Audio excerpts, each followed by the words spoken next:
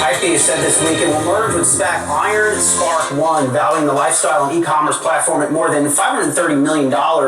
Combination will see the company be dual listed on the NASDAQ and Hong Kong when the merger is completed sometime in the third quarter. Hypebeast was founded in 2005 and is seen as the go-to source for lifestyle content. The company's most notable backers include Tom Brady, Naomi Osaka, and Tony Hawk. Joining us now is Hypebeast founder and CEO Kevin Ma and Iron Spark One chair Amy Butte. Good morning to you both.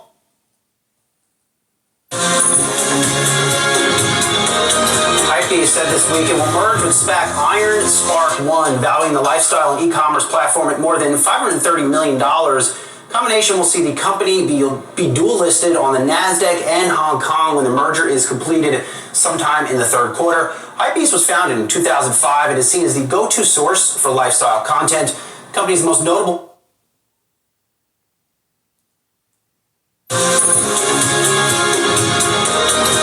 said this week it will merge with SPAC Iron Spark One, valuing the lifestyle and e-commerce platform at more than $530 million.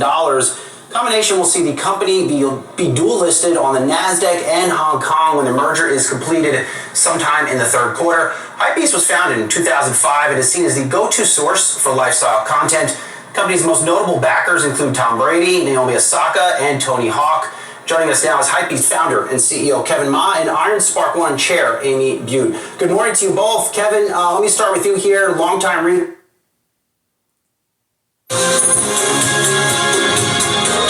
Hypebeast said this week it will merge with SPAC Iron Spark One, the lifestyle and e-commerce platform at more than $530 million. Combination will see the company be dual listed on the NASDAQ and Hong Kong when the merger is completed sometime in the third quarter. Hypebeast was founded in 2005 and is seen as the go-to source for lifestyle content. The company's most notable backers include Tom Brady, Naomi Osaka, and Tony Hawk. Joining us now is Hypebeast founder and CEO Kevin Ma and Iron Spark One chair Amy Butte. Good morning to you both. Kevin, let me start with you here, longtime reader of Hypebeast. I remember when it launched, but how has it evolved? What component of the business is, in fact, I guess, ad sales, and what component is e-commerce now? It's pretty split, you know.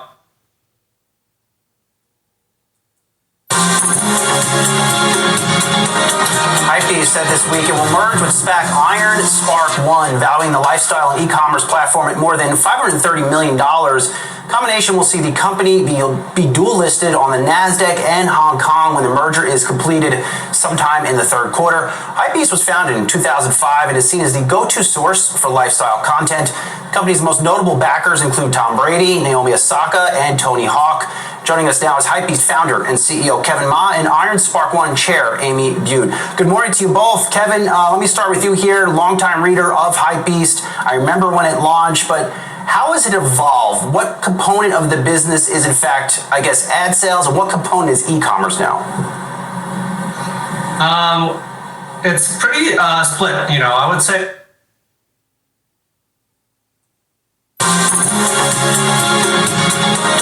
Hypebeast said this week it will merge with SPAC Iron Spark One, valuing the lifestyle and e-commerce platform at more than $530 million. Combination will see the company be dual listed on the NASDAQ and Hong Kong when the merger is completed sometime in the third quarter. Hypebeast was founded in 2005 and is seen as the go-to source for lifestyle content. The company's most notable backers include Tom Brady, Naomi Osaka, and Tony Hawk. Joining us now is Hypebeast founder and CEO Kevin Ma and Iron Spark One chair Amy Butte. Good morning to you both. Kevin, let me start with you here, longtime reader of Hypebeast. I remember when it launched, but how has it evolved? What component of the business is, in fact, I guess, ad sales, and what component is e-commerce now?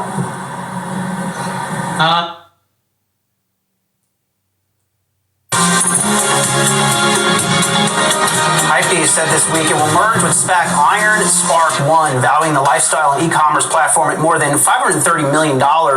Combination will see the company be dual listed on the NASDAQ and Hong Kong when the merger is completed sometime in the third quarter. Hypebeast was founded in 2005 and is seen as the go-to source for lifestyle content. The company's most notable backers include Tom Brady, Naomi Osaka, and Tony Hawk. Joining us now is Hypebeast founder and CEO Kevin Ma and Iron Spark One chair Amy Bude. Good morning to you both. Kevin, let me start with you here, longtime reader of Hypebeast. I remember when it launched, but how has it evolved? What component of the business is, in fact, I guess, ad sales, and what component is e-commerce now?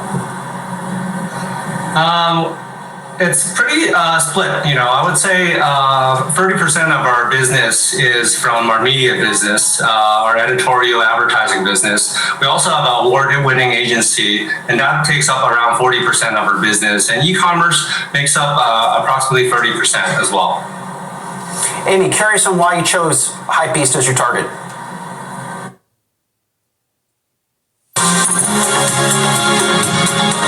Hypebeast said this week it will merge with SPAC Iron Spark One, valuing the lifestyle and e-commerce platform at more than $530 million. Combination will see the company be dual listed on the NASDAQ and Hong Kong when the merger is completed sometime in the third quarter. Hypebeast was founded in 2005 and is seen as the go-to source for lifestyle content. The company's most notable backers include Tom Brady, Naomi Osaka, and Tony Hawk. Joining us now is Hypebeast founder and CEO Kevin Ma and Iron Spark One chair Amy Bude. Good morning to you both. Kevin, let me start with you here, longtime reader of Hypebeast. I remember when it launched, but how has it evolved?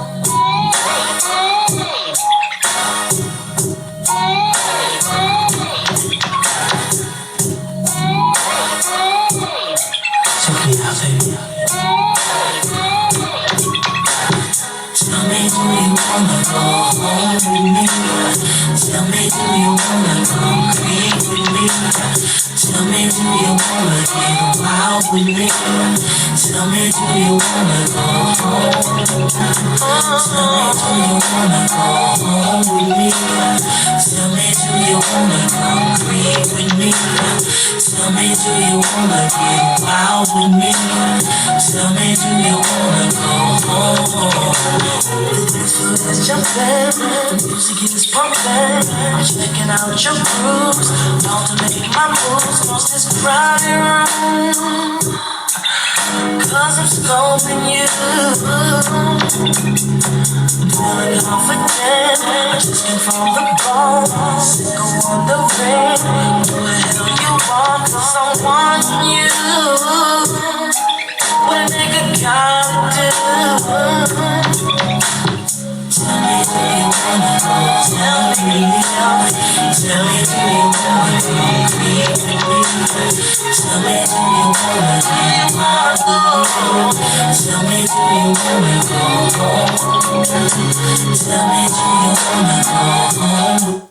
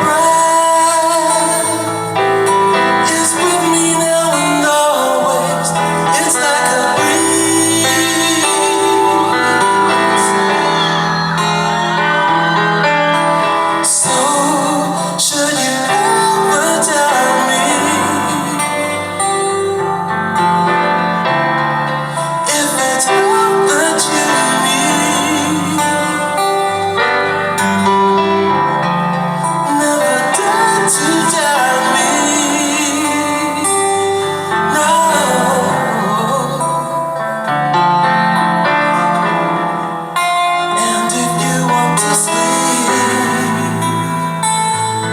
I'll be quiet like an angel.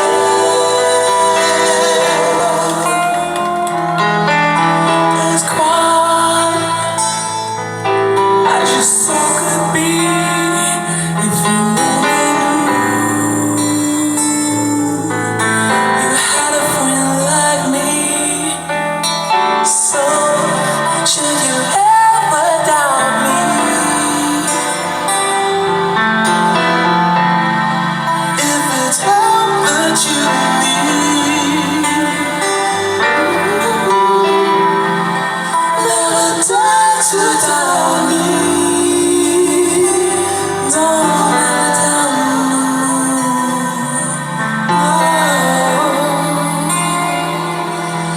Hold me.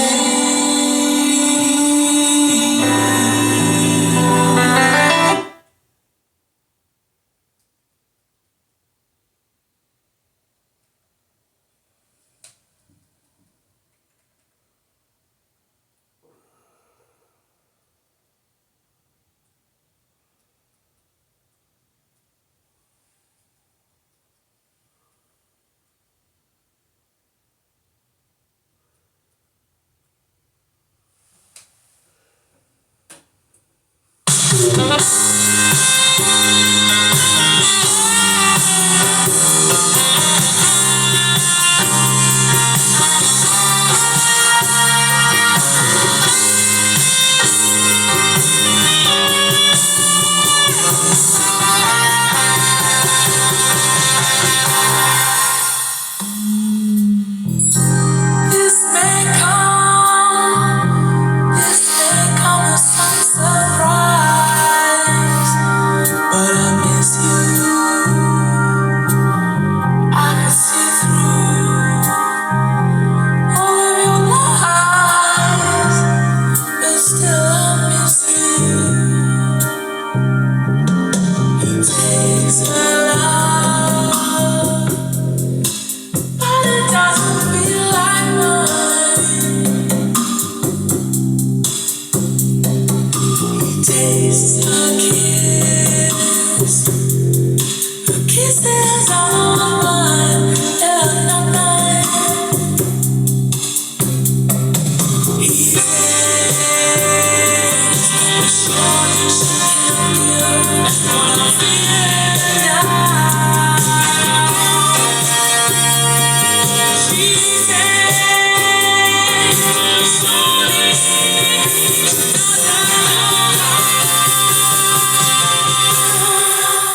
is it a crime?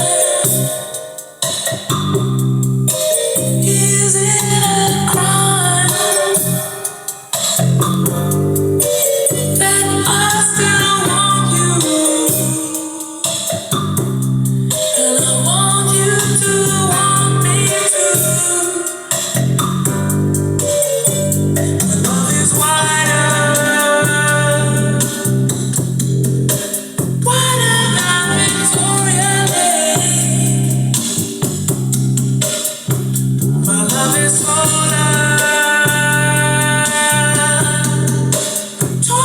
than the Empire State. It dies, it jumps, and it ripples like the deepest ocean. I can't give you all I got.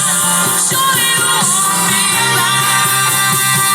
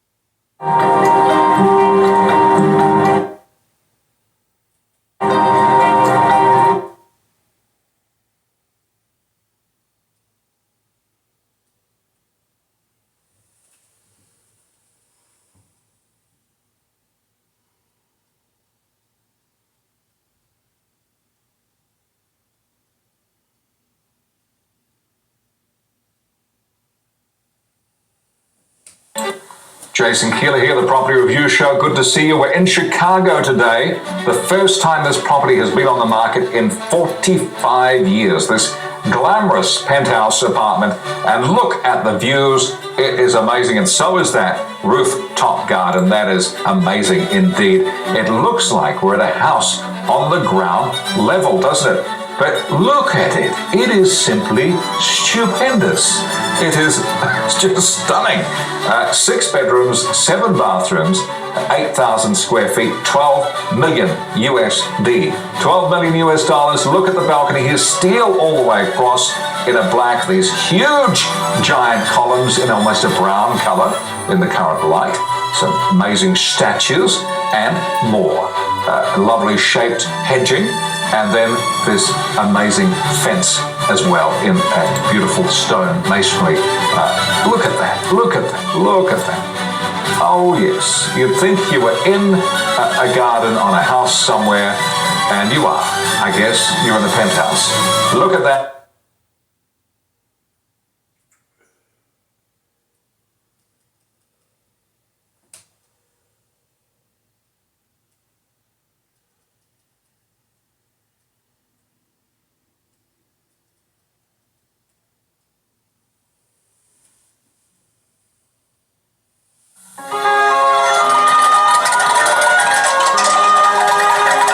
This neighborhood. This is an emergency. He's out of school for the summer. Where people cherish peace and quiet. Won't get a moment of peace. There's a kid named Dennis. Hey, Mr. Wilson! Tell him I'm sick. I won't fend for you.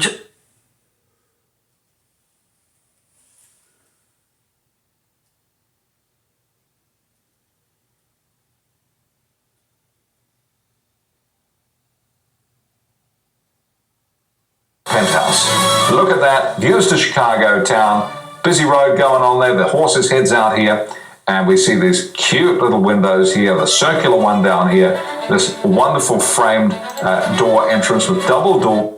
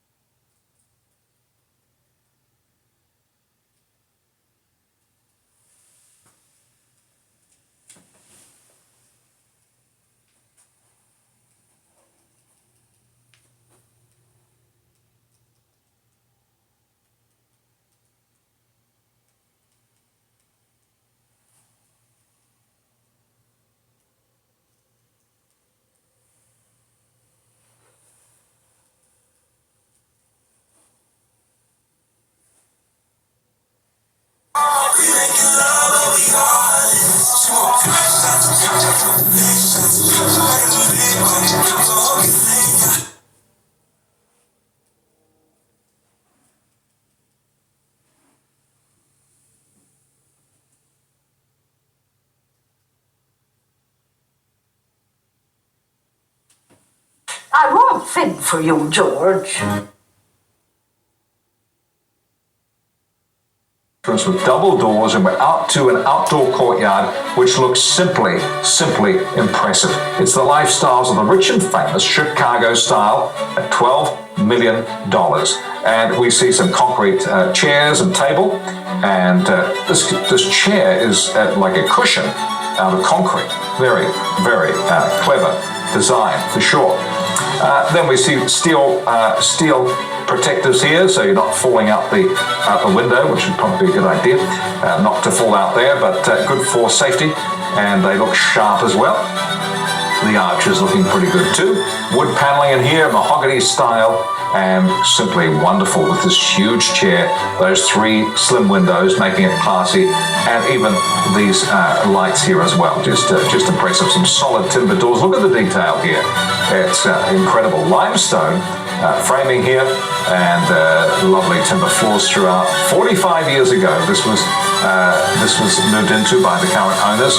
This is the first time in 45 years for sale. Look at that ceiling. It is, let's pull this out because I've got to show you this ceiling here. Look at that ceiling. That is beautiful in gold. Just wonderful. A massive fireplace.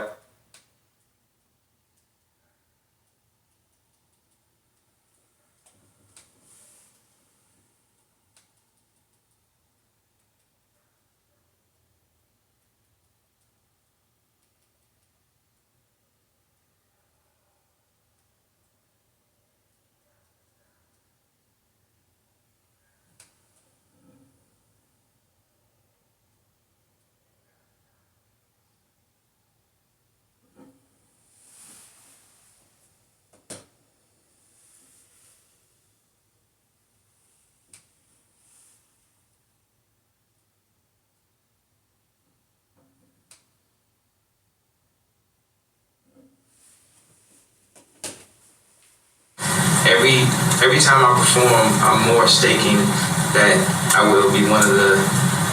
I mean, and this is just a straightforward statement that my plan is to be the greatest performer of this generation. When you look back, like, who was the greatest performer of this generation? It was Kanye.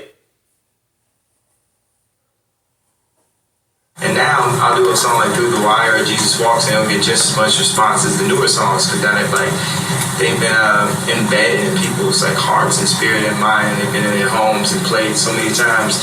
That's why whenever bands come out and they say this album is better than the Beatles, it is impossible to make an album better than the Beatles unless you got like 30 years. It's like saying I'm your new best friend. Like your best friends are gonna be people you've known your whole life. So like Beatles records, people have known them their whole life.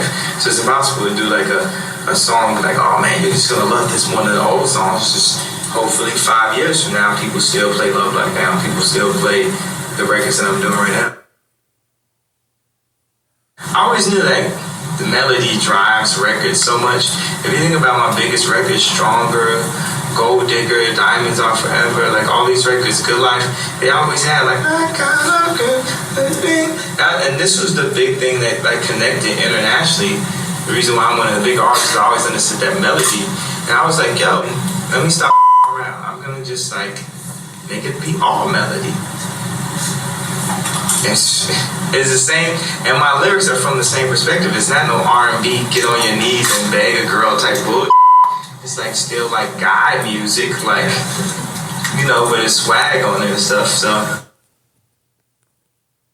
pop is such a clear lane and stuff for people to kind of do like bullshit music and it just still works.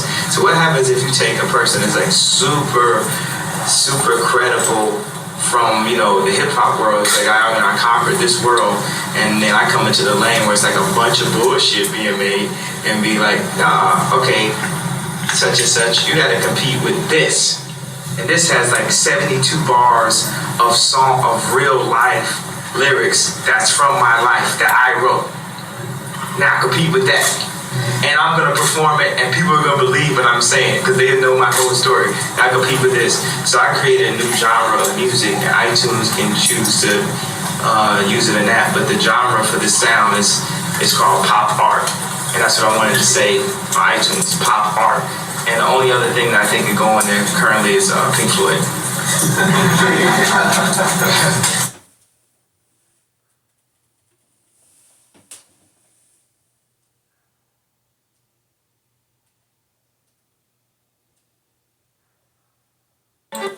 Jason Keeler here, the Property Review Show. Good to see you. We're in Chicago today. The first time this property has been on the market in 45 years. This glamorous penthouse apartment.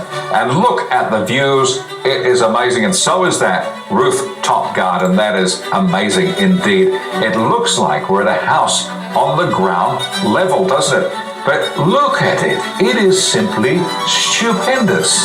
It is just stunning. 6 bedrooms, 7 bathrooms, 8,000 square feet, 12 million USD. 12 million US dollars. Look at the balcony here. Steel all the way across in a black. These huge giant columns in almost a brown color in the current light.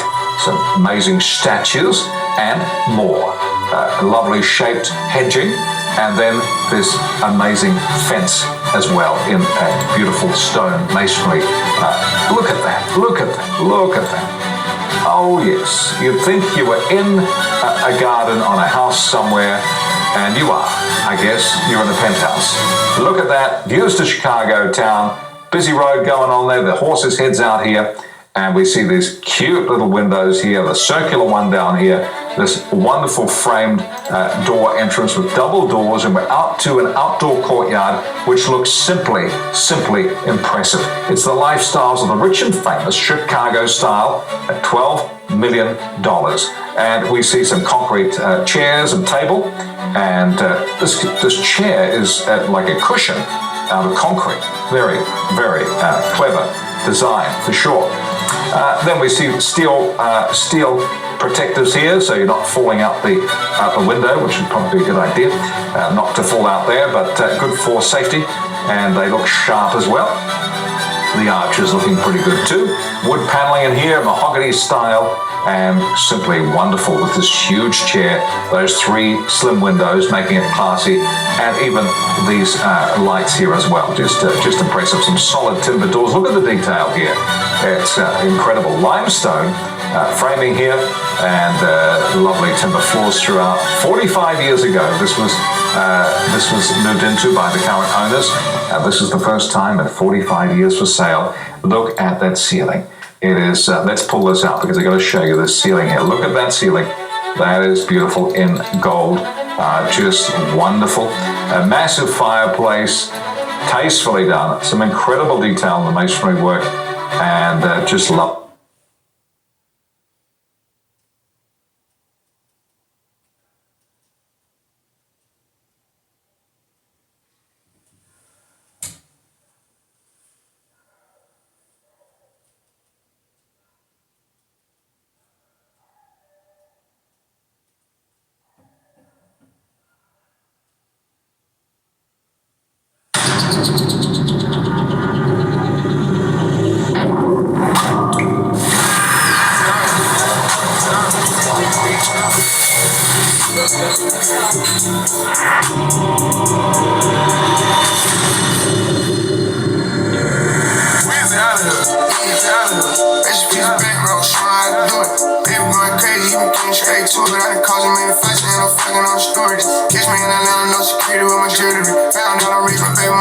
Another bitch telling lies on the pussy like you screwing me. Catch me down bad, that's just that nigga, you with me. Eastside diamonds on your chain, ain't fooling me. We was skipping school on the train, they controlling. See my main partner turn into a rag, time I rob it. I pray the judge get a boy a butt so I can pop it.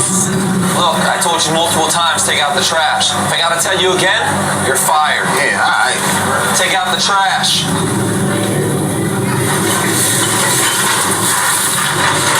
The change.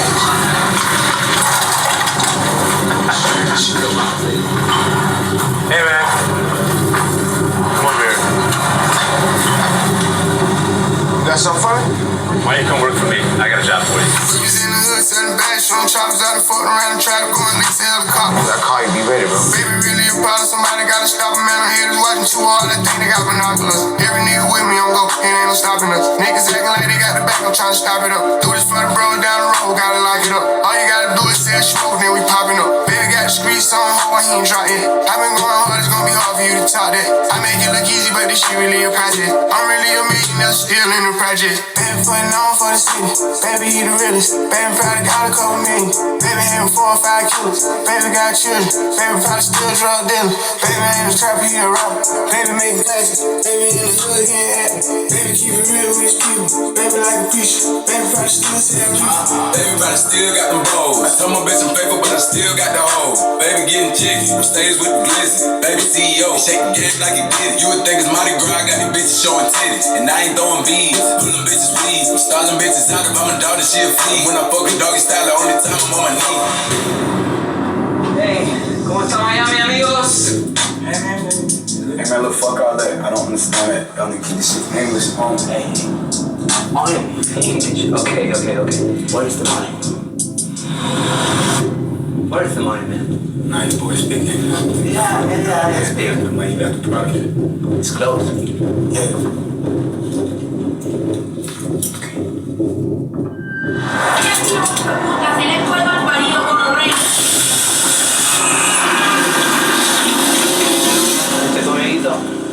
You are the next baby. I barely wanna hit her, got her begging, baby, please. I tell her, bitch, shut up. You about to put my nut up. The label CEO keep begging me to keep the gun up. They know you play with baby, beat and cut up. Private plane Wi-Fi on the FaceTime with Johnny. I told him ice my wrist up. I like to hold my fist up. How they boy the baby in the end, they getting his dick up. Why he keep the fire, throw them foes in every picture? Cause nigga. Baby putting on for the city. Baby he the realest. Baby probably got a couple million. Baby having 4 or 5 kilos. Baby got children. Baby probably still drug dealer. Baby ain't a trapper, he a rapper. Baby making classics.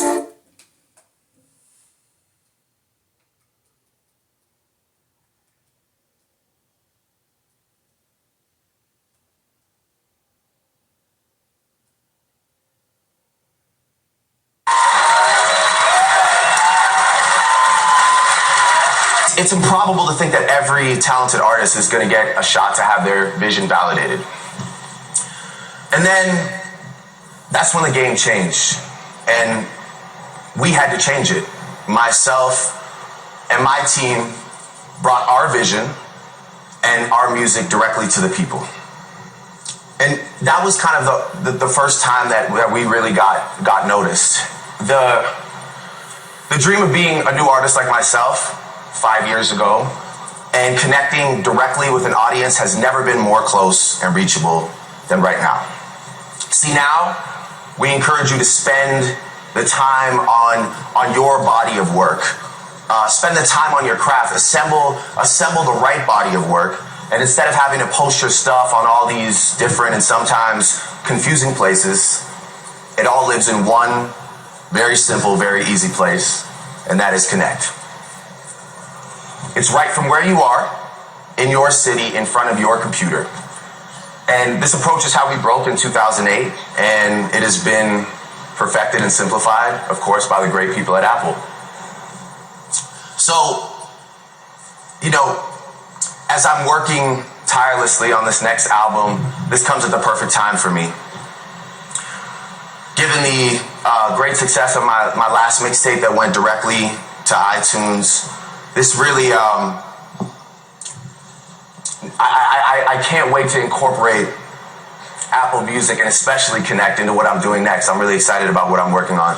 And as an artist, I can say, for all those kids sitting at home, it's truly amazing to be part of something that I believe in. And this is something that simplifies everything for the modern musician like myself and the modern music consumer like you. So I hope you enjoy Apple Music. I hope you enjoy Connect. My name is Drake, and thank you for your time. Appreciate it.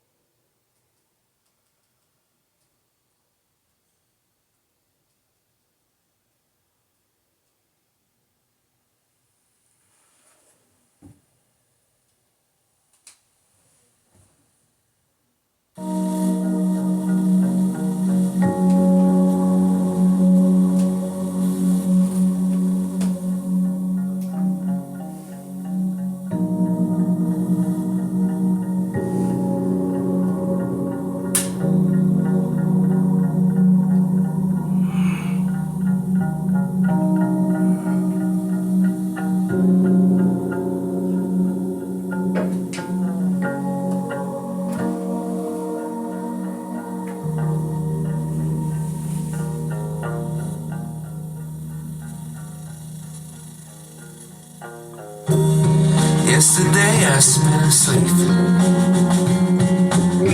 Woke up in my clothes in a dirty heap. Spent the night trying to make a deadline. Squeezing complicated lives into a simple headline. I have your face in an old Polaroid. Tidying the children's clothes and toys. You're smiling back at me. I took the photo from the fridge. Can't remember what then we did. Haven't been with a woman, feels like for years. Thought of you the whole time, yeah. Saw me tears. This shitty world sometimes produces a rose. The scent of it lingers, but then it just goes. Return the call to home.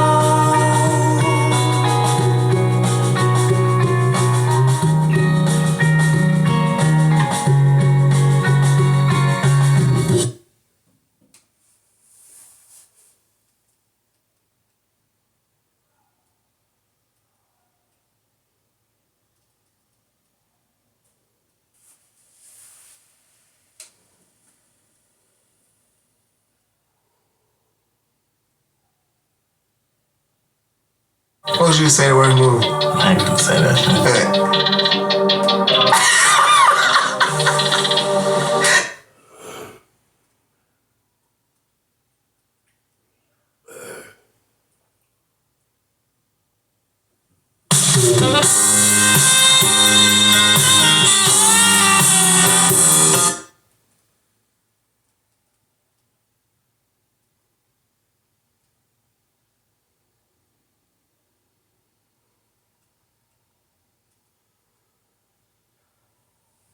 And just lovely, even those mirrors either side, and the steel staircase too, with just look at the coffee table here in gold. Oh yeah, it definitely made a lot of difference in hip hop.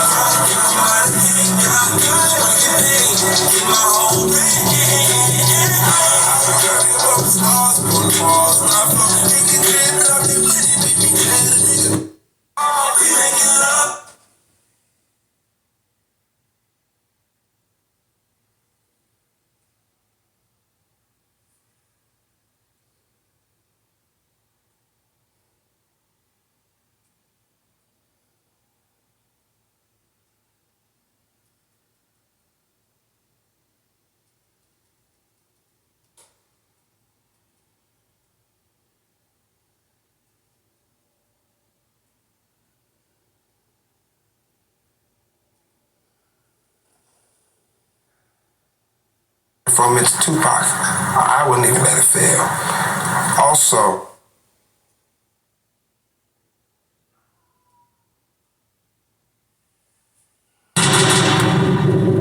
How you doing, Suge?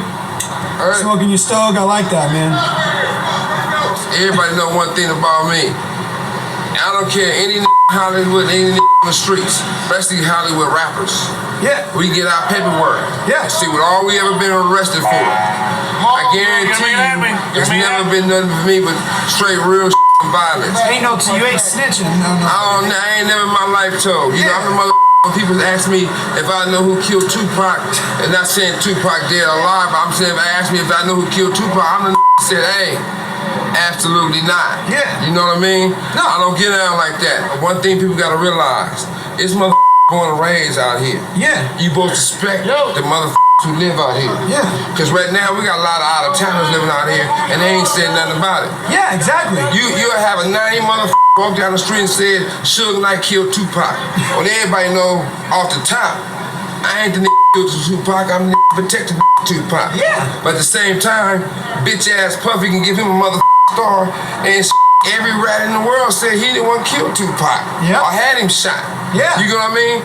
But if you notice, it was a rat on television saying he the one did the shooting, this happened, that happened, this happened, that happened, right?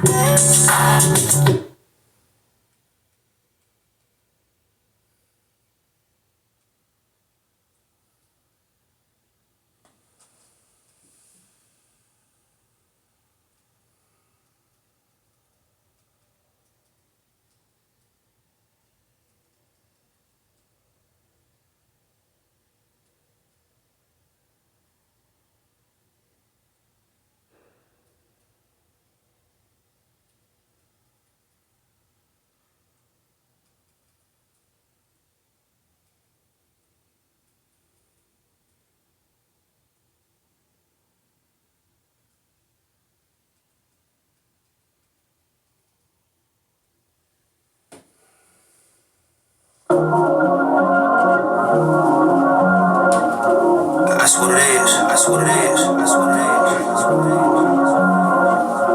It's really what it is. Yeah. New Nipsey Hussle, check me out. You in trouble? Check me out. Pay us now. Check me out. Pay me double. Check me out. New Nipsey Hussle, check me out. Nipsey Hussle, check me out. Nipsey Hussle, check me out. Nigga fuck it, check me out. Nigga fuck it. I came from nothing. Shootouts in public. Riding buses. Buying business. Buying buckets. Knock me off of my grind. That's what they wasn't. My life was ugly. And I got money. Caught a glimpse of that. That's not for me. She say she love me. She think she love me. She want my money. I think she funny. All bad bitches. V12 bitches. Broke niggas die slow. While the rich get richer. Shit like that. Shit like that. Sound like it love. Sound like it love. Sound like it love. Yeah. Yeah. We on the shop. Check me out. Button law. Check me out. I sack my pants. Check me out. To show my jaws. Check me out. This how we ball. Check me out. Sauce some more. Check me out. Fuck the once. Check me out. And never thought. Check me out. Nigga. All bad bitches. Someone here right away. V12 bitches. Broke niggas die slow. So the feet. While the rich get richer. No Gucci problems. Get money with Thomas. Louis V persona. That's right. Hit a nigga with a llama.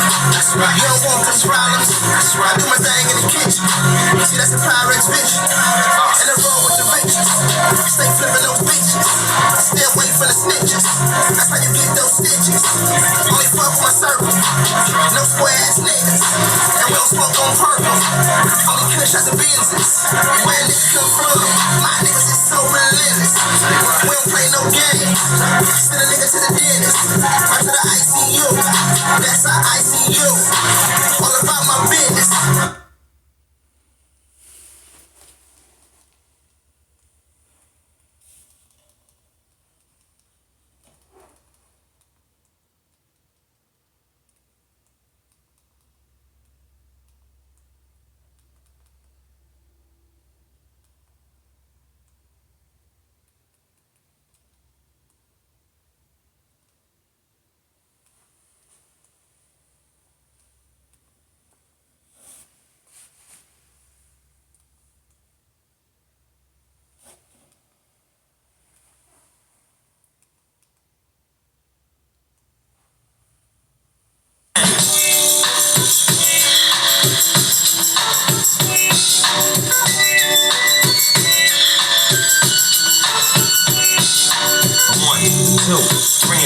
Folks, Snoop Doggy Dogg and Dr. Dre is at the door, ready to make an entrance, so back on up, cause you know we're about to rip shit up. Give me the microphone first so I can bust like a bubble. Compton and Long Beach together, now you know you in trouble. Ain't nothing but a G-thing, baby. Too low death niggas, so we're crazy. Death Row is the label that pays me. Unfadable, so please don't try to fake this. But back to the lecture at hand. Perfection is perfected, so my land I'm understood. understand from a young G's perspective. And before me dig out a bitch, I have to find a contraceptive. You never know, she could be earning her man and learning her man, and at the same time burning her man. Now you know I ain't with that shit, Lieutenant. Ain't no pussy good enough to get burned while I'm offended. Yeah. And that's realer than real deal, humbly feel. And now you hookers and hoes know how I feel. Well, if it's good enough to get burned off a proper chunk, I take a small piece of some of that funky stuff. It's like this and like that and like this and it's like that and like this and like that and it's like this and like that and like this and Drake creep to the mic like a fan. Well, I'm peeping and I'm creeping and I'm creeping, but I damn near got caught cause my beeper kept beeping. Now it's time for me to make my impression felt. So sit back, relax, and strap on your seatbelt. You've never been on a ride like this before, with a producer who can rap and control the maestro. At the same time with the dope rhyme that I kick, you know and I know I flow some old funky shit that adds to my collection. The selection symbolizes don't take a toke but don't choke. If you do, you have no clue of what me and my homie Snoop Dogg came to do. It's like this.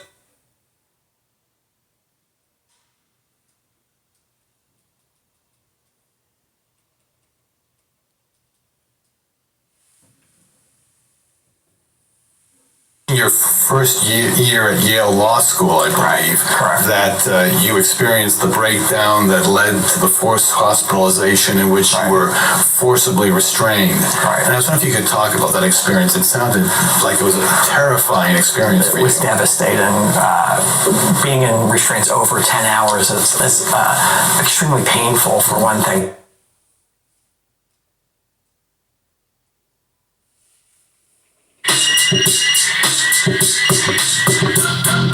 What's up, baby? Yo, stick, man, shit is fucking tough. This fucking fletch, man. Turn that motherfucking news cam on. What's up, nigga? Motherfuckers wet at anything out there, man. What you talking about? Motherfuckers is dead, son. Yo, calm down, nigga. Calm down. Yo, tell me what happened, Carl. It had to be about 8 o'clock. When I sprayed the block, it's mad hot. Yo, had the spot got locked. What? Who got shot? Little nigga Bill from down the hill. We had a 135. I heard he might not survive. He caught one in his leg. 2 shots hit him in his upper part of his chest. 2 inches above his vest. Heard you next. That's the word in the projects. What? Those niggas ain't no threat. They don't set a QA.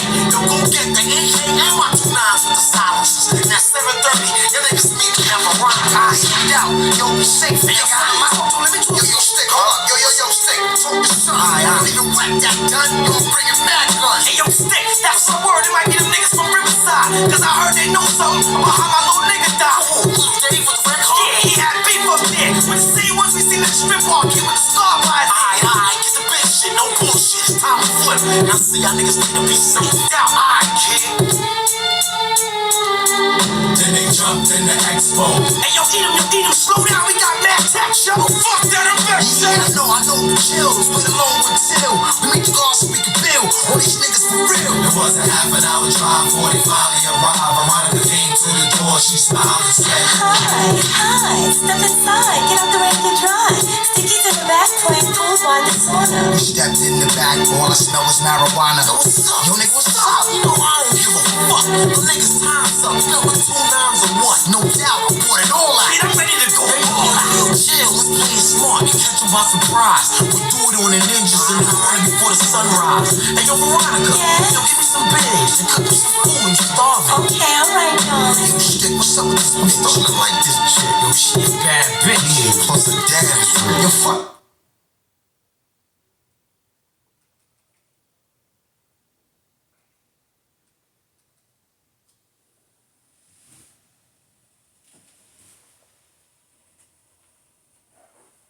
Law School, I believe, that you experienced the breakdown that led to the forced hospitalization in which you were forcibly restrained. And I was wondering if you could talk about that experience. It sounded like it was a terrifying experience for you. It was devastating. Being in restraints over 10 hours is extremely painful, for one thing. Just not moving makes your muscles ache. There's a terrible feeling of degradation and helplessness and pain, and you don't know when it's going to end, and you don't know.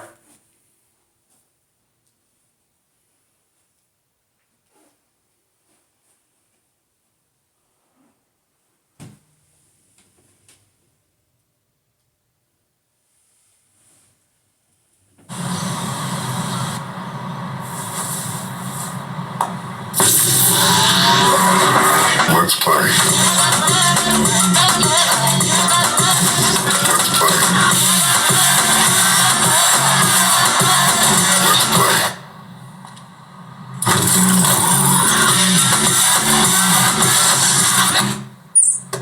hi. Hey. Let's play.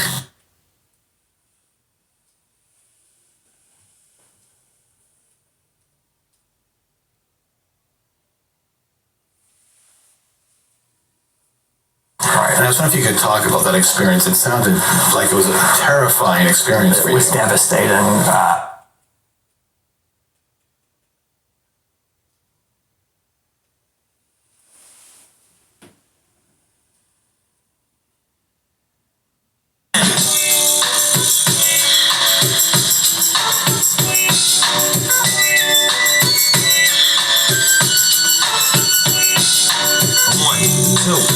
To the folks, Snoop Doggy Dogg and Dr. Dre is at the door, ready to make an entrance, so back on up, cause you know we're about to rip shit up. Give me the microphone first so I can bust like a bubble. Compton and Long Beach together, now you know you in trouble. Ain't nothing but a G-Bang, baby. Too low down, niggas so we crazy. Death Row is the label that pays me. Unfadable, so please don't try to fake this. But back to the lecture at hand. Perfection is perfected, so I'ma let them understand. From a young G's perspective. And before me dig on a bitch, I have to find a contraceptive. You never know, she could be earning her man and learning her man. And at the same time, burning her man. Now you know I ain't with that shit, Lieutenant. Ain't no pussy good enough to get burned while I'm offended. Yeah. And that's realer than real deal, homie feel. And now you hookers and hoes know how I feel. Well, if it's good enough to get burned off a proper chunk, I take a small piece of some of that funky stuff. It's like this and like that and like this and it's like that and like this and like that and it's like this and like that and like this and Drake creep to the mic like a fan. Well, I'm beeping and I'm creeping and I'm creeping, but I damn near got caught cause my beeper kept beeping. Now it's time for me to make my impression felt. So sit back, relax and strap on your seatbelt. You've never been on a ride like this before, with a producer who can rap and control the maestro. At the same time with the dope rhyme that I kick, you know and I know I feel some more funky shit to add to my collection. The selection symbolizes dope. Take a toke but don't choke. If you do, you have no clue of what me and my homie Snoop Dogg came to do. It's like this and like that and like this and it's like that and like this and like that and it's like this. And who gives a fuck about those? So just chill to the next episode.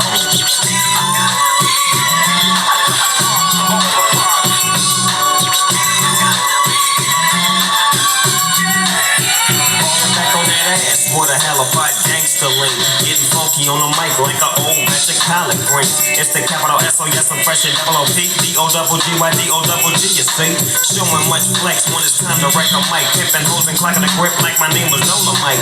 Yeah, and it don't quit. I think they in the mood for some motherfucking G shit. So Dre, what up, dog?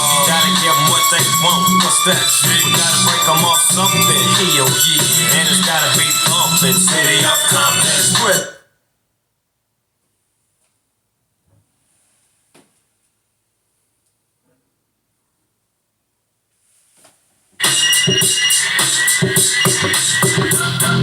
What's up, baby? Hey, yo, stick, man, shit is fucking up. This fucking fetch, man. Turn the motherfucking news cam on. What's up, nigga? Motherfuckers wet anything out there, man. What you talking about? Motherfuckers is dead, son. Yo, calm down, nigga. Calm down. Yo, tell me what happened, It had to be about 8 o'clock. When I sprayed the block, it's mad hot. Yo, had the spot got locked. What? I heard the nigga Bill from down the hill.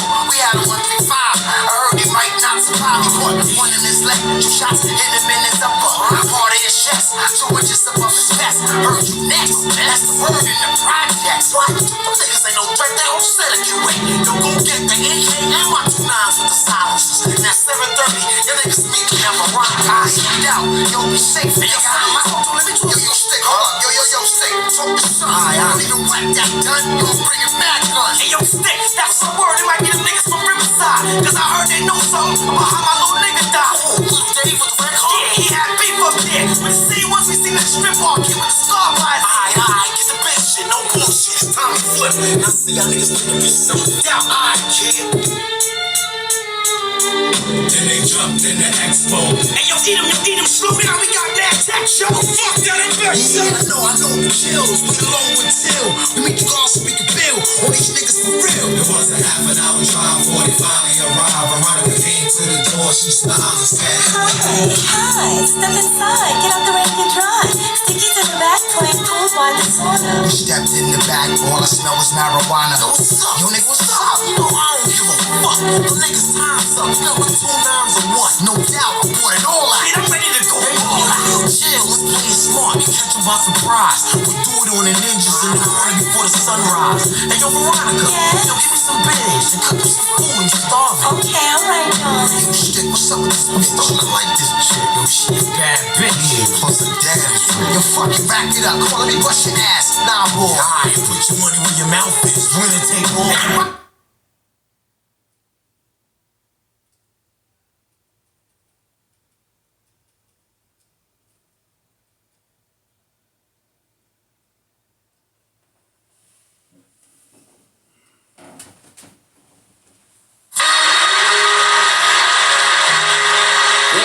Eldrick Tiger Woods. And Eldrick is an accomplished golfer. He wins tournaments on a regular basis and has shot close to par on 18-hole courses. Incredibly, Tiger here is only 5 years old. On the tee, we have the 9 o'clock starting group, the youngest contestant ever. He's 5 years old. Eldrick Tiger Woods. On a golf course, Tiger has the kind of poise and confidence that would be the envy of most golfers 10 times his age. His knowledge of the game is truly amazing. Tiger has a overall concept of strategy right now. I pointed him down the left side of the fairway as an overall concept. Then he implemented that concept repeatedly right down the fairway. And as we approached the hole, which he had never played before, we made slight adjustments. But he followed the concept.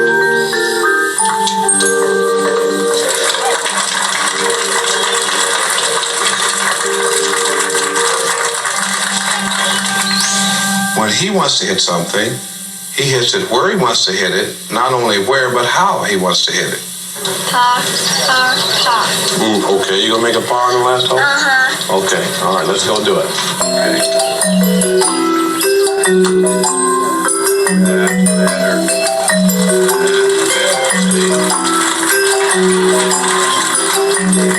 Well, when he was about 6 months old, I had this putter cut down, and I gave it to him as a toy. And he had dragged this thing around all over the house. And I worked out in the garage. How's that, Tiger? Boo-boo? Sure was, wasn't it? When he was 11 months old, I took a break, and he walked right over, picked up his little putter, set up just like I did, looked at the net as his target, took the club back, and hit the ball right in the center of the net. At 11 months old. At age 2, I took him out on a course, and he played a regulation course, 9 holes, which is par 36, and he shot a 48. But he entered his first tournament, which was a pitch, putt, and drive tournament. And he was competing in the age category of 10 and under. And at 3, he won it.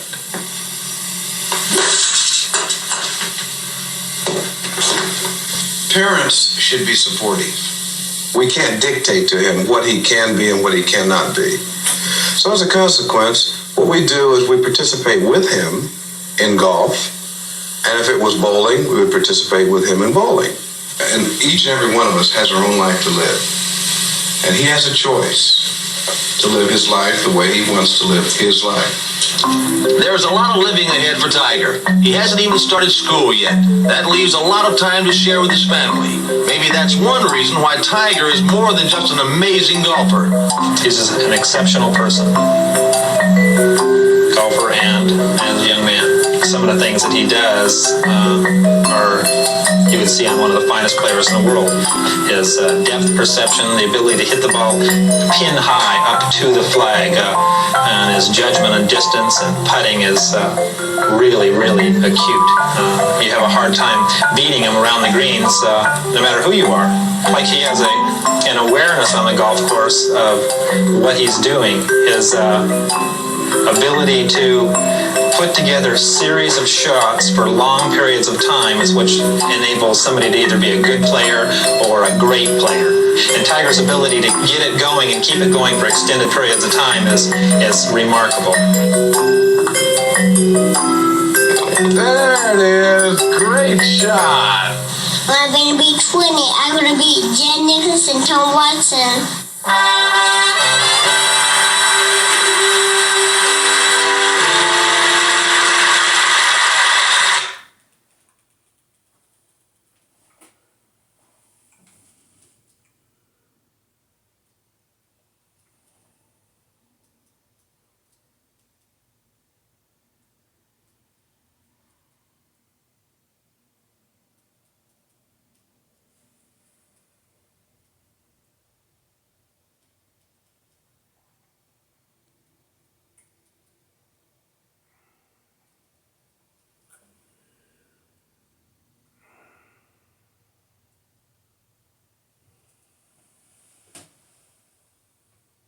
Push roll, glass full, I prefer the better things. Niggas with no money act like money isn't everything. I'm having a good time, they just tryna ruin it. Shout out to the fact that I'm the youngest nigga doing it. Cap on, brim bend, Denzel every time. She ain't tryna pop that shit for pimp, okay, well never mind. I tried to told you Drizzy still ain't nothing nice. Bracelet saying you should quit, cars saying fuck your life. Okay, now we outta here, toodles to you bitches. And if you dogged up, I got the voodoo for you bitches. Yeah, I'm busy getting rich, I don't want trouble. I made enough for 2 niggas, boy, stunt double. Famous like a drug that I've taken too much of, but I never ever trip, just peace, happiness, and love. I got money in these jeans, so they fit me kinda snug. Plus the game is in my pocket, nigga, this is what I do. I'm about whatever, man, fuck what they be talking about. Their opinion doesn't count, we the only thing that matters. So we do it how we do it. All up in your face, man, I hate you what you doing. I be up all night, whole cruising, yeah. Cause I don't really know who I'ma lose this year. Oh, man, I love my team, man, I love my team. I would die for them niggas. Drizzy say kidder, I'm a kidder. I got that kind of money, make a broke bitch bitter. I got that kind of, wait, fixate. Which bitch you know made $1 million off a mixtape? That was just a keepsake. With the president, the Louis presidential briefcase. Never been a cheapskate. We got the hawks, I ain't talking about the peach state. Man, for Pete's sake, scratch that sweepstakes. Fuck I look like, huh? I look like yes, and you look like no. I'm a bad bitch, I ain't never been a mixed breed. On a diet, but I'm doing donuts in a 6-speed. M6 in front of M2. I see a lot of rap bitches on the menu, but I collect 100,000 at the venue and pop bottles with my team. Young money till the death I'm about whatever, man. Fuck what they be talking about. Their opinion doesn't count. We the only thing that matters. So we do it how we do it. All up in your face, man. I hate you what you doing. I be up all night, whole cruising, yeah. Cause I don't really know who I'ma lose this year. Oh, man, I love my team, man. I love my team. I would die for them niggas. I mean, we can't even rock them shoes if it don't got a comma on the price tag, you know. I mean, but then again, who looks at the price tag, you know? Oh yeah, we in this bitch. Oh yeah, we in this bitch.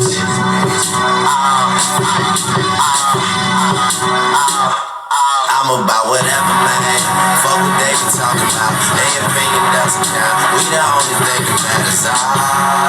So we do it how we do it. All up in your face, man. I hate you what you doing. I be up all night, whole cruising, yeah. Cause I don't really know who I'ma lose this year. Oh, man, I love my team, man. I love my team. I I would die for them niggas. I would have them back.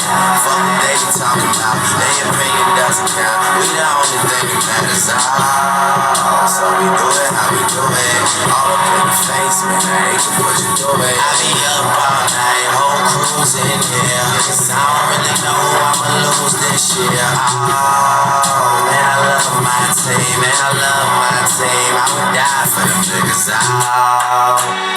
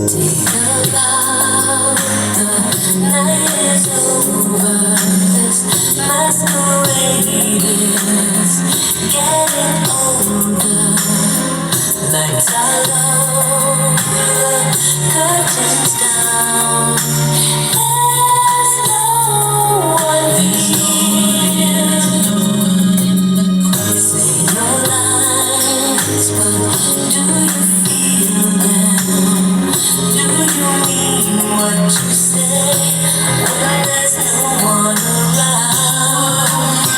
Watching you, watching me. One lonely star. Don't know who you are. I've always been in love with you. I guess you've always known it's true. You took my love for granted. Why? Oh, why? The show is over. Say goodbye. Say goodbye. Say goodbye. Make them laugh. It comes so easy when you get to the part where you're breaking my heart. Hide behind your smile. All the world loves a clown. Wish you well. I cannot say you deserve an award for the role that you play. No more masquerade. You're one lonely star. Don't know who you are. I've always been in love with you. I guess you've always known it's true. You took my love for granted. Why? Oh, why? The show is over. Say goodbye. I've always been in love with you. I guess you've always known it's true. You took my love for granted. Why? Oh, why? The show is over. Say goodbye.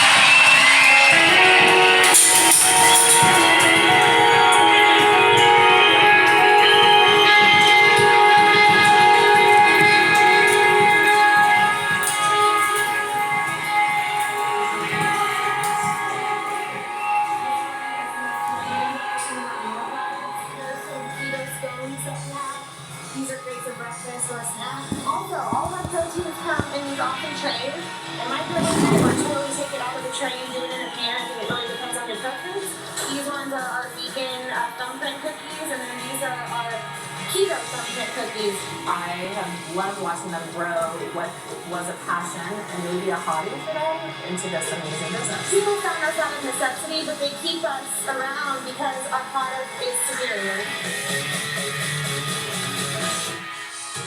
My business is a 100% plant-based Latinx soul food magic is what I call it. A lot of Puerto Rican, very Puerto Rican influence because I'm very influenced from Puerto Rico, Mexican items also, but I like to incorporate, a little bit of everything.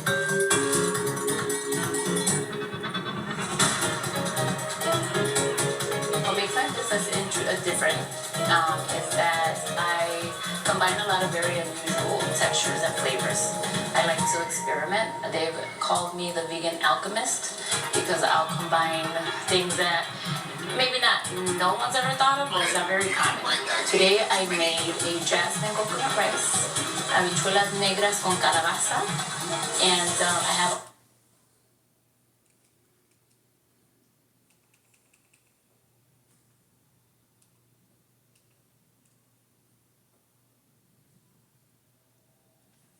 to it, but they were actually able to leverage that. PUBG is another example. And the reason why that can happen now is because of a whole bunch of technical tools, like an engine that makes it easier to build a game, the fact that you can digitally publish and all of those things. So you see the trend coming, and it's just going to keep evolving over time. You can write that game into many, many different formats. You don't have to just put it on one particular type of thing. Exactly. Yeah. How important is like graphics? When I think of like when I see some of the games my kids play, like the graphics aren't like they're like slightly better than the games that I played when I was a kid.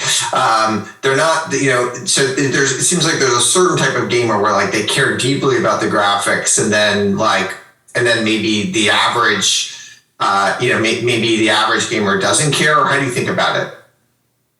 Yeah, I mean, look, there is no such thing as average gamer. Yeah, okay. It's sort of like, let's talk about what the average human likes. I mean, I do. What you're hitting on is that there's a lot of different things that people find entertaining, and some people are really into. Okay, I need to be able to have my 4K. I've got my massive OLED screen. I've got 4K. I've got 60 frames per second, and I can see it if it's not like that. And there are people 100% like that.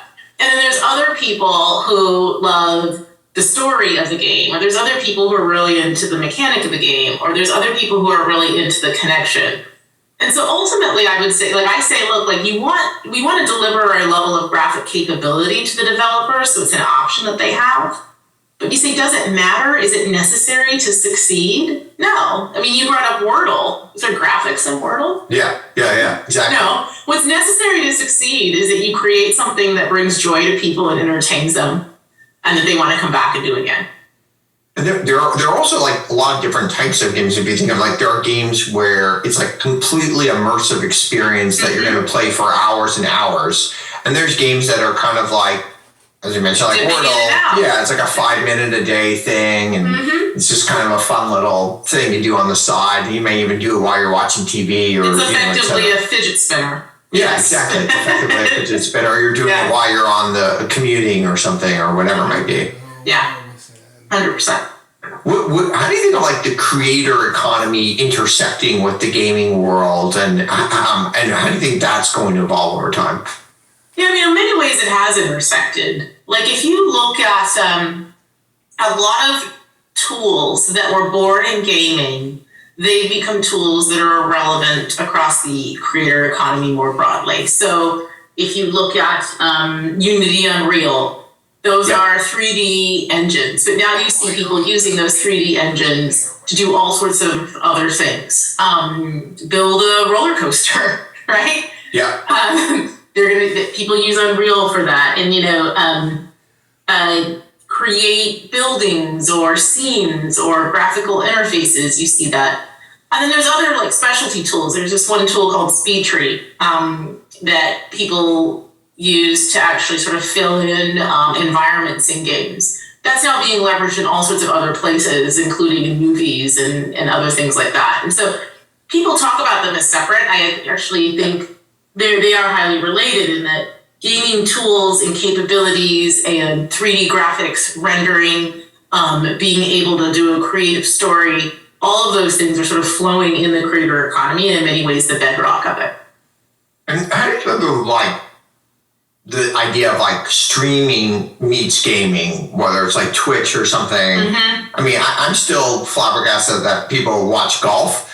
So, you know, obviously watching someone play video games is a lot more exciting to me than watching someone, you know, play golf. Like, how do you think of the, like, it does seem like a lot of the gaming popularity is being driven also by like these creators who are playing the game. Yeah, completely. I mean, people spend more hours watching games than playing games. That is a real stat. Really? Oh, wow. Yeah, is that true? It is. It's true. Oh my gosh, I had no idea. Okay. Yeah, and I think it's for a variety of reasons. I mean, I think some of it is that you do see people just love the streamers themselves, fall in love with those personalities, right? Just like you would, you know, a personality that plays a sport or that's on TV.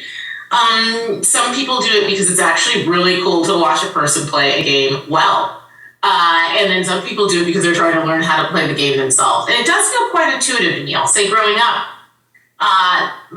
that's what my family would do. Like one of us would sit down to play and everybody else would watch Just watch it. Yeah, exactly. Or you'd have like two people playing and then the rest of the kids just kind of watching the two people and kind of cheering for them or, you know, that type of thing. And then it's like, hey, it's my turn, jump in. Right. And what a platform like, you know, YouTube gaming or a Twitch has done is it's enabled to take it beyond your household and have it be anyone. It's the difference between, couch co-op and online multiplayer in terms of who you can connect with. And how do you think of like the social piece of it? And some kids I know when they play Fortnite, like they're playing with their friends and they're actually, it's really just, it's like the chatting is the social piece. But, and you know, back in, you know, when I was a kid 1,000 years ago, you know, we would be on the couch together kind of playing and that was kind of our social way of doing it. So how do you see that evolving and where do you see like and how do you see that like affecting society? Yeah, I mean, it's interesting. 70% of people under 25 would rather play a video game than engage in any other form of entertainment. Okay.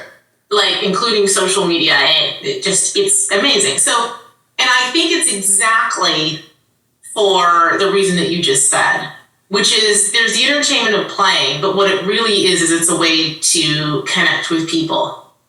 And they're not just playing single player mode, like they want to play with other people. Yeah, I mean, some people do other play people single all player. over the world. Yeah, some people do play single player mode, but the connection I think is really key, and it's different from what you and I grew up with, and it allows people to actually achieve something with someone who can live really far away, you can speak a different language, you can maintain, you can grow those relationships. We have people on our platform who have lifelong friends, best friends they've made, and they've never met them.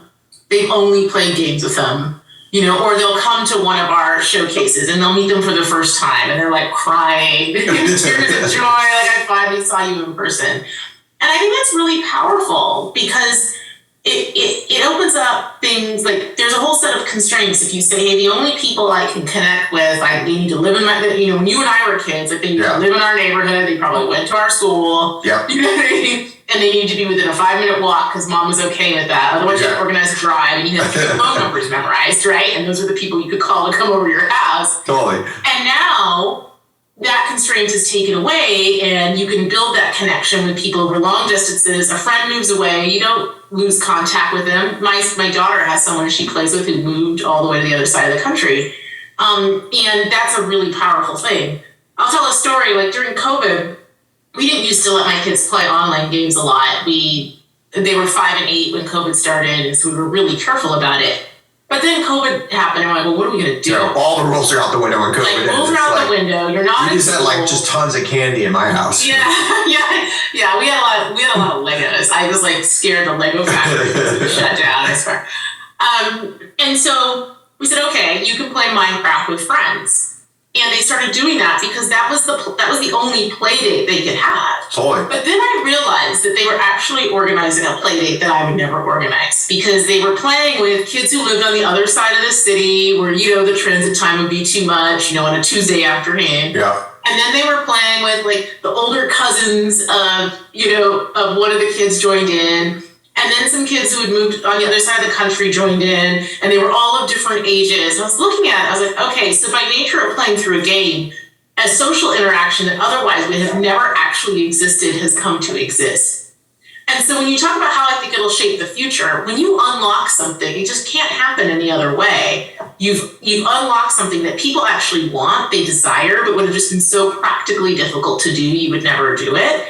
And that's why I think it becomes an ever more prevalent part of how our society interacts and connects. Yeah, it's also like when I play, if I just play a game, on the internet anonymously, so like I have no idea who I'm playing with. Like they might be anywhere in the world, they might be of any age, they could be of any type of demographic. Sometimes you get a sense in the chat of the type of person they are, depending on like what they're talking about or how they talk, etc. But it's kind of cool because it's like I have no idea, and it's kind of this kind of interesting.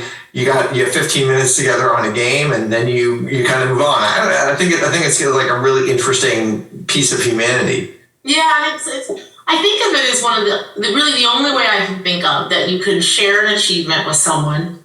You cannot meet them. You don't even know what they look like. You don't need to speak the same language. You might not have the same ability, right? And you can actually get something done, not show them something you did, which is a lot of what we see in a lot of other consumer categories.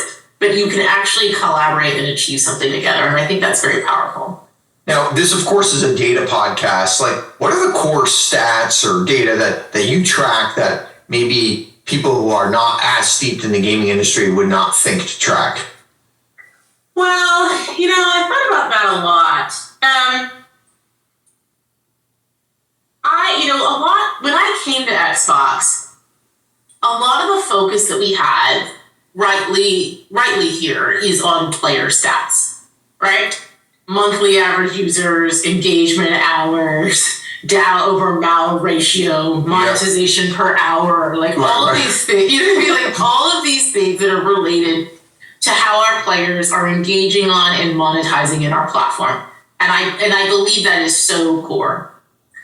But what I really learned in my time here is that a platform versus if you're running a game, that's really righteous. If you're running a platform, which I define as like a two-sided ecosystem, you sort of need to look at the inverse of that too, right? And so I spend a lot of my time essentially looking at developers and saying, okay, how many developers are developing for us?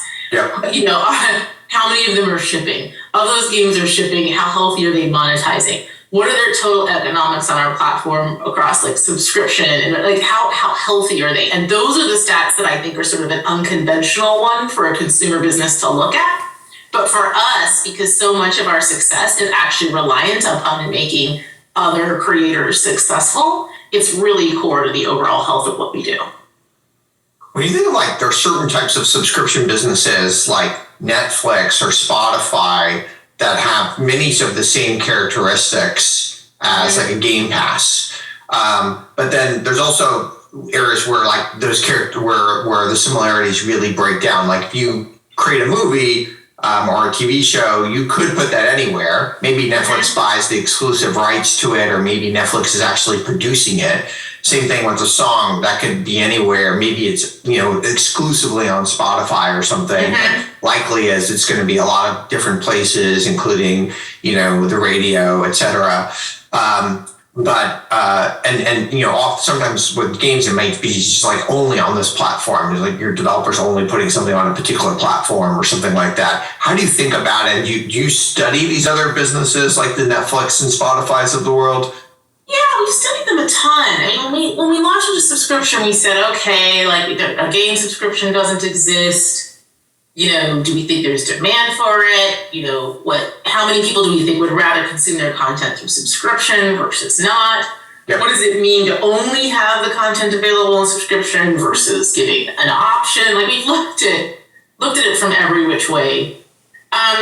The fundamental difference, though, for us, I think, versus a lot of the examples you gave, goes back to what I just talked about, which is Xbox isn't a product, it's a platform.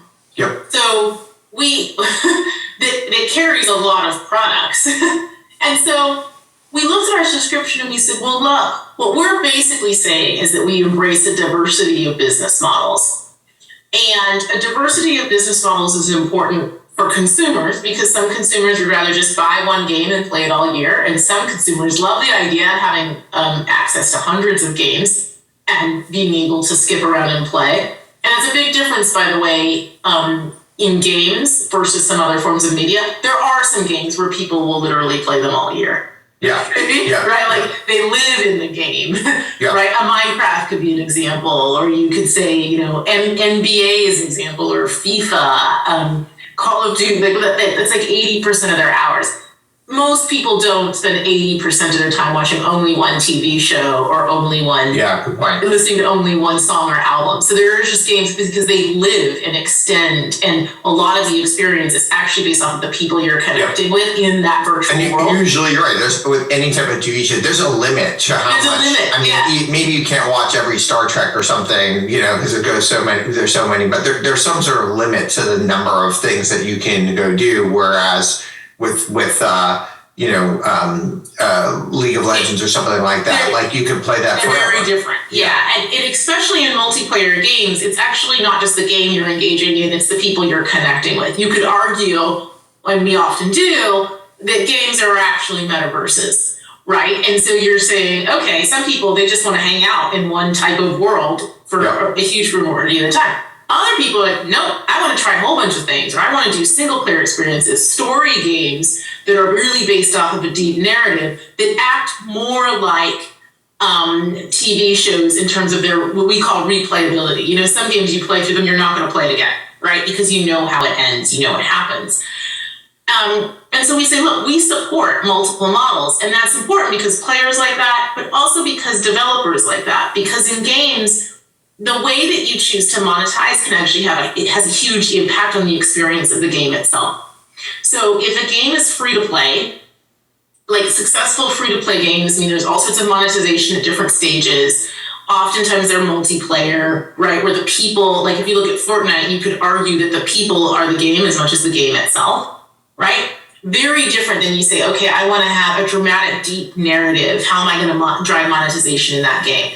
So if we did like what Netflix did, and we said, we're just a subscription business, it's all subscription, subscription and advertising, but you get where I'm going, we would accidentally really limit the scope of the games that could be successful in our world.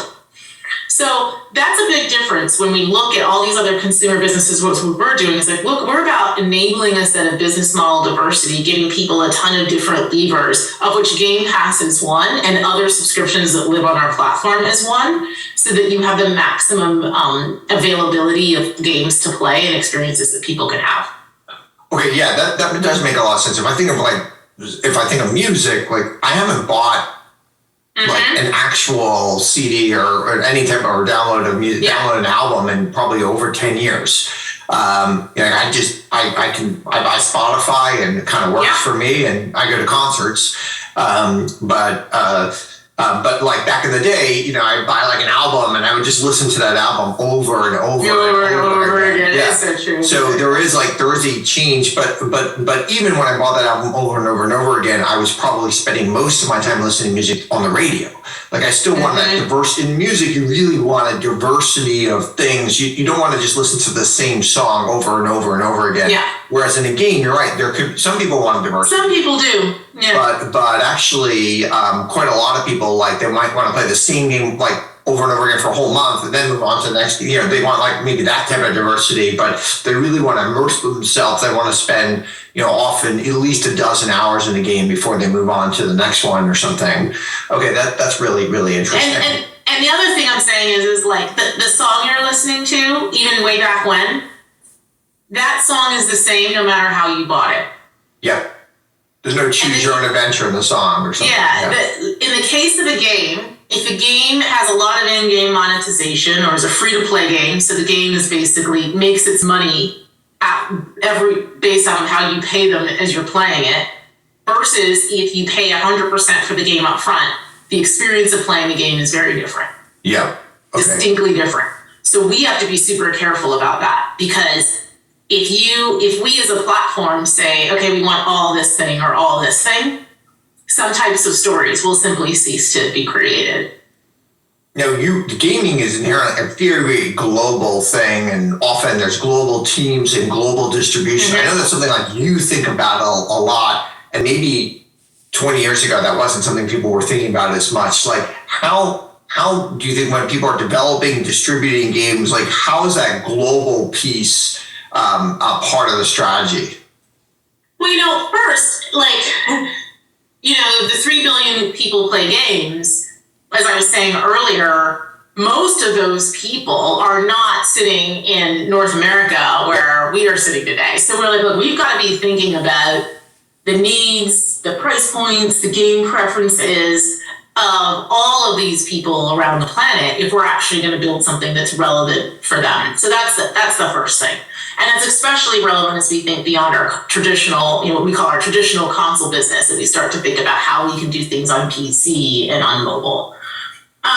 The second thing that was really accelerated by the pandemic is workload.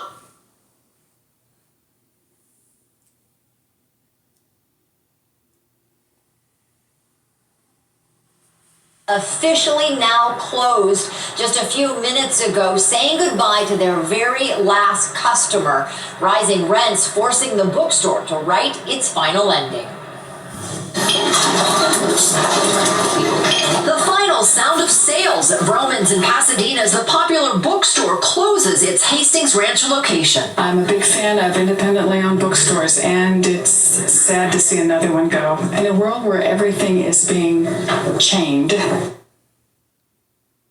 more and more valued. To customers coming in from all across the area to make a final purchase and say goodbye. We don't really have a bookstore like this down in Santa Ana or in Orange County. And with all of the extra services that they offer and all the events, it's really one of a kind place. Vroman says it couldn't reach a new lease agreement that was sustainable for the store, posting on Facebook that the development was unexpected and disappointing. About a dozen employees work at the location on Foothill Boulevard, which has been open for more than 20 years. It's going to lack a lot. People are going to have to drive some distances to find the next store where they can get what they once got here, from books to games, puzzles, from A to Z. Vroman's flagship location on Colorado Boulevard will remain open, but after more than 100 years in the family, the owner has announced he is retiring and looking for a new owner who is not a big box store, but will continue the bookstore's legacy. I'd sooner come to a place like this than, Barnes & Noble. Nothing wrong with them. It's a nice bookstore, but, I'd rather give my money to somebody who's local, who's a family business. Vroman says its original location isn't going anywhere and will be open again tomorrow morning at 10 a.m., but the final chapter has been written for its location here in Hastings Ranch. Live in Pasadena, Leanne Suter, ABC 7 Eyewitness News. Leanne, thank you for that report tonight. Let's go ahead and switch gears now, turn our attention to the forecast and get a first check of the weather with Shayla. Hi. Yeah, really nice Sunday out there for us. And these temperatures continue as we head into your Monday as well. Taking a live look right now in Long Beach this evening, you can see a little bit of that cloud cover out.